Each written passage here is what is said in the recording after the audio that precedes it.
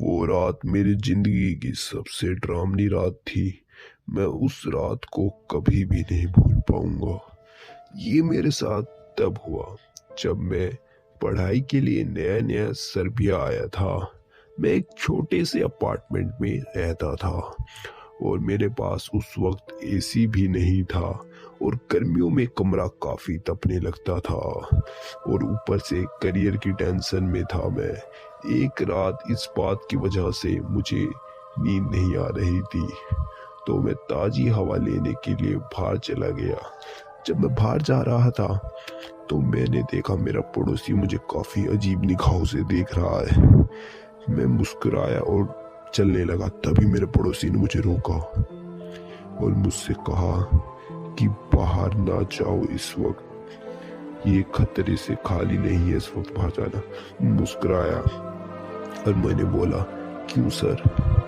तो फ्लिंट ने बोला कि आजकल इस इलाके में एक नाचती हुई औरत काफ़ी देखी गई है जो अपने हाथ में चाकू लिए रखती है।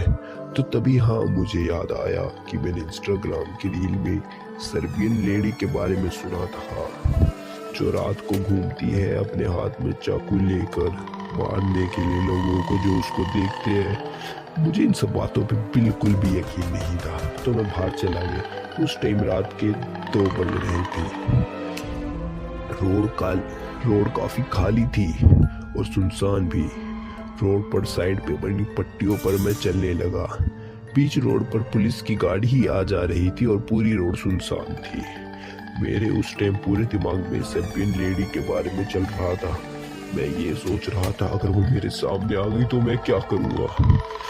मैं भी थोड़ी देर चलने के बाद सिटी पार्क आ गया। मैंने सोचा कि ऐसे रोड पे चलने से अच्छा है कि मैं सिटी पार्क में ही चला जाता हूँ, तो मैं अंदर घुस गया।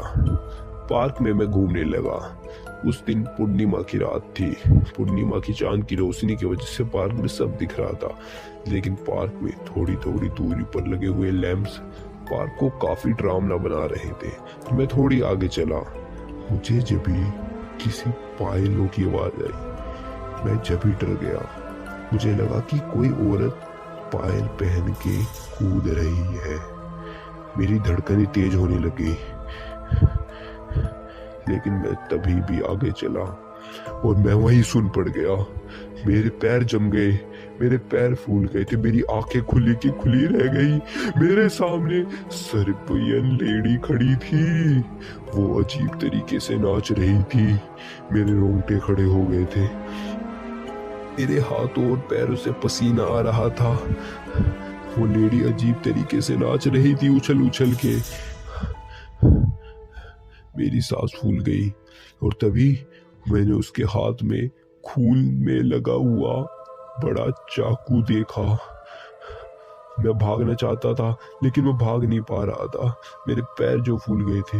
मैं कुछ बोलना चाह रहा था लेकिन मेरा मुंह बिल्कुल जाम हो गया, जैसे किसी ने कुछ मेरे मुंह में भर दिया और वो कुछ भी नहीं बोल पाया। जब भी वो औरत घूमी और अजीब तरीके से मुस्कुराई, मैं डर गया। उस औरत ने अपने हाथों में से चाकू घुमाया और मेरे पीछे भागने लगी बहुत तेजी से। उसके पायलों की भागने की आवाज से मैं बहुत डर गया। मैं रोते रोते चिल्लाते चिल्लाते बोला, बचाओ बचाओ बचाओ, कोई मुझे बचाओ बचाओ बचाओ। मैं भागता भागता रहा। मैंने जब भी पीछे मुड़ के देखा, वो औरत मेरे पीछे यार थी, बहुत अजीब तरीके से हंसते हुए। लग से तुम नहीं बचोगे। मैं डर गया। मुझे बहुत डर गया था मैं। मुझे पता नहीं उसको मेरा नाम कैसे पता था।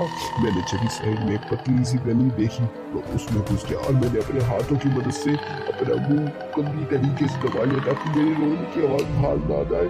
वो औरत उस गली के सामने आई और बोली, लग से कब तक बचोगे मुझसे? मैं तुम्हारा खून पीना चाहती हूँ। तुमने मुझे नाचते हुए मेरे बिना परमिशन के लिए देख लिया है, अब मैं तेरा खून पीऊंगी। मैं उस वक्त बहुत डर गया था, लेकिन तभी पायलों की बजने की और कदमों की जाने की आवाज आई। मैंने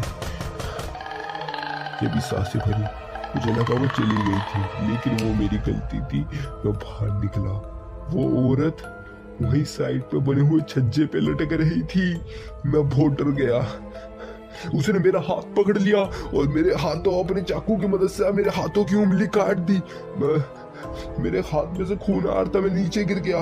वो औरत ऊपर लेट के हंसी रही थी और वो बहुत डरावनी लग रही थी। उसके अजीब से दांत, उसके बाल, उसके आंखों में खून भरा हुआ था और उसकी उम्र भी बहुत ज्यादा लग रही थी। मैं भागा, मैंने पार्क का एंट्रेंस से दे रखी, मेरे सास में भागा और पुलिस की गाड़ी से मेरी टक्कर हो गई और मैं वहीं बेहोश हो गया। मेरी सुबह आँख हॉस्पिटल में खुली और पुलिस वालों ने मुझसे पूछा मेरे साथ क्या हुआ था। मैंने उन्हें सब बताया, लेकिन उन्होंने मेरी बातों का बिल्कुल भी यकीन नहीं किया। वे तो कह रहे थे कि इस रात को बाहर नहीं निकलना चाहिए, लेकिन मैंने उनको बताया कि मैं सिर्फ बाहर ताजी हवा के लिए गया था। उन्होंने मेरा बिल्कुल भी यकीन नहीं किया, लेकिन वो रात मैं कभी भी नहीं भूल पाऊंगा। अब मैं वापस इंडिया आ चुका हूँ, अब मैं इंडिया में ही रहता हूँ। लेकिन वो क्या था, क्या थी वो मेरी सबसे डरावनी रात रहेगी मेरी जिंदगी की।